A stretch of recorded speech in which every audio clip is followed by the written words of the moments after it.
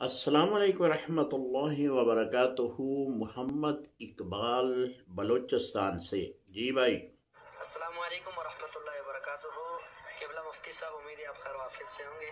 सरकार, अर्ज़ ये है कि पीपल का दरख्त घर में लगाना कैसा है? क्या ये कोई भारी पड़ता है घर वालों पे, जिन्नात वगैरह का मामला, या फ़ायदेमंद है? इसके मुतालिक थोड़ी रहनुमाई फरमाना, जज़ाकल्लाह। अस्सलाम वालेकुम रहमतुल्लाहि व बरकातुहू। जी इकबाल भाई, आपने सवाल किया कि पीपल का दरख्त घर में लगाने से क्या भारी पड़ता है। जी ऐसी तो कोई बात नहीं है। दरख्त जो हैं वो तो अल्लाह रब्बुल इज़्ज़त की हमदो सना करते हैं, और अल्लाह ने कुरान में भी फरमाया है कि जो कुछ ज़मीनों आसमान में है वो मेरी तस्वीर बयान करता है। तो कोई भी दरख्त आप लगा सकते हैं, खा वो पीपल का हो, बोहर का हो। ये कहना कि बास जो माशरे हैं उनमें ये मशहूर है कि बोहर के दरख्त के नीचे जन्नात का साया होता है, या पीपल के दरख्त के नीचे जन्नात का साया होता है।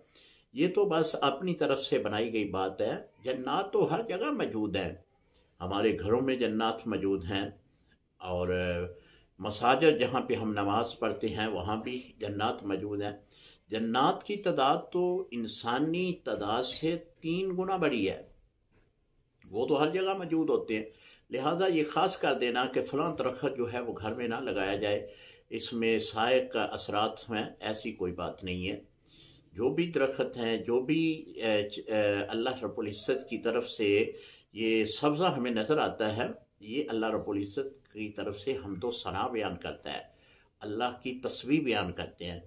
तो आप लगाएं पीपल का दरख्त, उसकी आप परवरिश करें, उसकी देखभाल करें, इसमें आपको भी सवाब मिलेगा। अस्सलामु अलैकुम रहमतुल्लाहि व बरकातुहू।